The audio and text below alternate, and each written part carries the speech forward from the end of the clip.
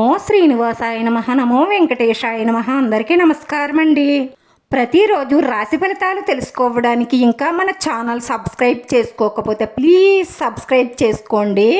Like చేసి మీ పూర్తి support మన శ్రీనివాస ఛానల్కి ఇవ్వండి. ఈరోజు రాశి ఫలితాల్లో గోచార్య రీత్యా తులారాశి వారు ఎటువంటి శుభాశుభ ఫలితాలను పొందుతారో తెలుసుకోవడానికి ఈ మన వీడియోని మిస్ అవ్వకుండా చివరి వరకు చూడండి. ఈ రాశి వారికి అమావాస్య తరువాత పెద్ద గండం పొంచి ఉంది. ఈ గండం నుంచి మీరు ఎలా తప్పించుకోవాలో, ఈ రాశి వారి గోచారం ప్రకారం ఈ సమయంలో ఎలా ఉండబోతుందో, ఈ అమావాస్య తరువాత ఈ రాశి వారికి పొంచి ఉన్న ప్రమాదం ఏమిటో, ఆ ప్రమాదాన్ని తప్పించుకోవడానికి వీళ్ళు ఎటువంటి జాగ్రత్తలు తీసుకోవాలో, ఈ రాశి వారు మనసులో ఉన్న మంచి సంకల్పాలన్నీ నెరవేరడానికి ఏ దేవతారాధన చెయ్యాలో, అలాగే ఎటువంటి చిన్న చిన్న పరిహారాలు చేసుకుంటే వీరికి అష్టైశ్వర్యాలు కలుగుతాయో, వీటన్నిటి గురించి కూడా ఈరోజు ఈ వీడియోలో చాలా వివరంగా తెలుసుకుందామండి. ఈ రాశి వారి గురించి మాట్లాడాలి అంటే వీళ్ళు చాలా అలంకార ప్రియులు. ఎప్పుడూ కూడా తమ అందాన్ని మెరుగుపరుచుకుంటూ ఉంటారు. వీళ్ళు ఎత్తులకు పై ఎత్తులు వెయ్యడంలో ఎంతో నేర్పరితనంగా ఉంటారు. మేధావులుగా గుర్తింపు పొందుతారు. వారి జీవితంలో రోజు రోజుకి మెరుగవుతూ వారు కోరుకున్న స్థానానికి చేరుకుంటారు. ఈ రాశిలో జన్మించిన వారు తమ జీవితాన్ని ఎప్పుడూ కూడా పోటీగా తీసుకుంటారు. తమ జీవితంలో ఎదురయ్యే అపజయాలను చూసి ఎప్పుడూ కృంగిపోరు. ఈ రాశివారు ఇప్పుడు మాట్లాడిన మాట ఒక గంట తరువాత మార్చేస్తారు. మాట మీద నిలబడే మనస్తత్వం వీరికి అసలు ఉండదు. ఈ రాశి వారికి ఇప్పుడున్న గ్రహస్థితులు ఆధారంగా చూసినట్లయితే ఈ అమావాస్య తరువాత ఒక గండం అయితే పొంచి ఉంది. కాకపోతే మిగిలిన అంశాలన్నీ కూడా వీరికి సానుకూలంగానే ఉంటాయి. ఈ రాశి వారికి అమావాస్య తరువాత చాలా బాగుంటుంది. కానీ ఎంత అయితే సంపాదిస్తారో అంతా ఖర్చు కనిపిస్తుంది. అలాగే మంచి చెడు రెండు కలబోసినట్లు అనిపిస్తుంది. అంటే ఒక్కొక్క విషయంలో అనుకూలంగా ఉన్నట్లే అనిపిస్తుంది, కానీ మరొక విషయంలో ప్రతికూలంగా కనిపిస్తుంది. ఉద్యోగస్తులు ఉద్యోగంలో ఉన్న సవాళ్లను కొన్నిటిని అధిగమిస్తారు. మరికొన్ని సవాళ్లు వీరికి ఎదురవుతూ ఉంటాయి. పై అధికారులతో ప్రశంసలు పొందుతారు. పెండింగ్లో ఉండిపోయిన ఒక పనిని పూర్తి చేస్తారు. కానీ తోటి ఉద్యోగస్తులు మిమ్మల్ని ప్రశాంతంగా మీ పనిని చేసుకోనివ్వరు. చీటికి మాటికి ఏదో ఒక సమస్య తెస్తూ ఉంటారు.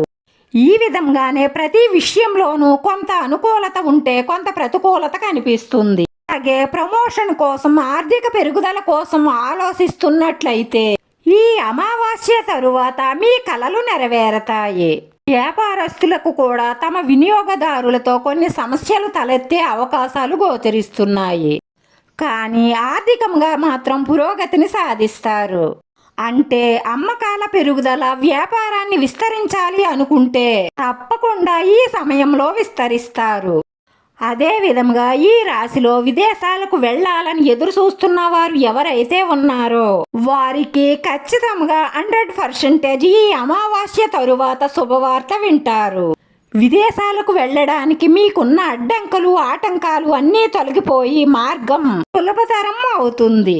ఇక ఈ రాశిలో ఉన్నవారు ఉద్యోగ ప్రయత్నాలు ఎవరైతే చేస్తున్నారో, అంటే ఉద్యోగంలో ఉండి పెద్ద ఉద్యోగం కోసం ట్రై చేస్తున్నవారు, అలాగే ఇప్పుడే మొదటి ఉద్యోగం పొందాలని ఎదురు చూస్తున్నవారు కావచ్చు, ఎవరికైనా సరే ఈ సమయంలో మీరు పట్టుదలగా ప్రయత్నిస్తే మీరు ఊహించని పెద్ద ఉద్యోగం, మీరు ఊహించని ప్యాకేజీతో మీ సొంతం అవుతుంది. ఈ కార్యాలయంలో మీరు ఊహించని స్థాయిలో మీరు ఉంటారు.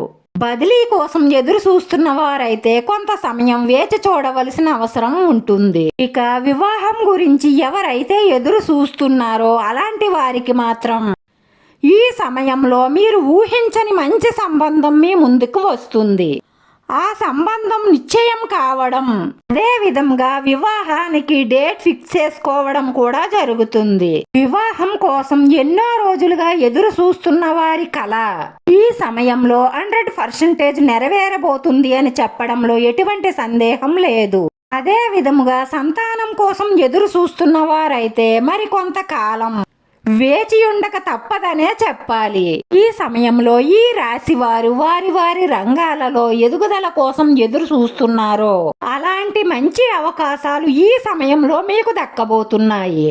రియల్ ఎస్టేట్ రంగంలో పెట్టుబడులు పెట్టిన వారు అధిక లాభాలను పొందుతారు. ఆర్థికంగా అయితే వీళ్లను అసలు చూసుకోవలసిన పనే లేదు, ఎదుగుదల చాలా బాగుంటుంది. కానీ ఈ అమావాస్య తరువాత మాత్రం వీళ్లకు ఒక గండం పొంచి ఉంది.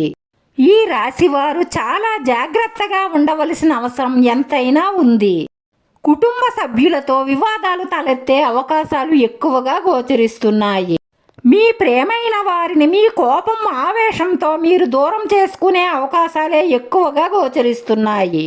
మీరు కోపం ఆవేశం తగ్గించుకోకపోతే మీ ప్రేమైన వారికి మీరు దూరం అయిపోయే అవకాశాలు ఎక్కువగా ఉన్నాయి.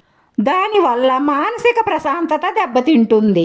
మీ జీవితం నరకప్రాయంగా మారే అవకాశాలు గోచరిస్తున్నాయి. మీకు బాగా ఇష్టమైన వారితో మీకు సమస్యలు వచ్చి వారు మీకు దూరం అయిపోయే అవకాశాలు ఎక్కువగా కనిపిస్తున్నాయి.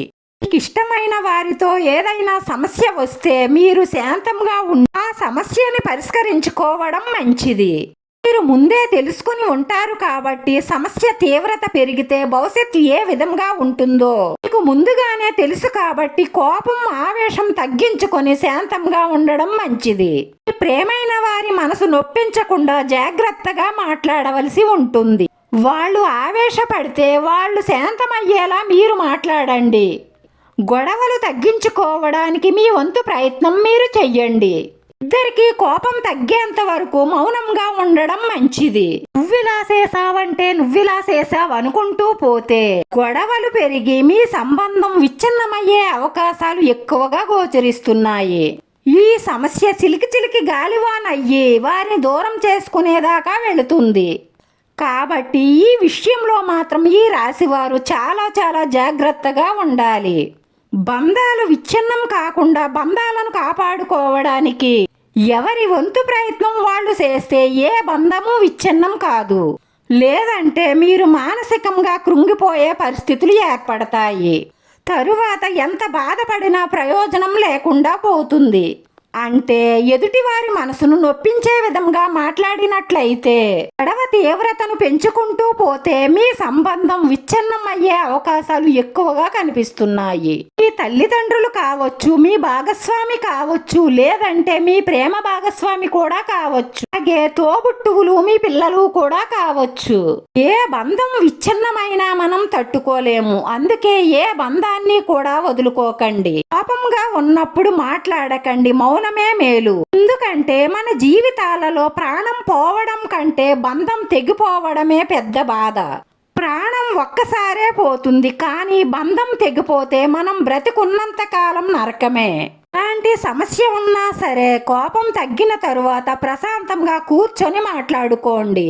వాదించుకుంటే సమస్య పరిష్కారం కాదు, మాట్లాడుకుంటే ఏ సమస్య అయినా పరిష్కారం అవుతుంది. మీకు కోపం వచ్చినా ఎదుటివారికి కోపం వచ్చినా మౌనమే దానికి మందు.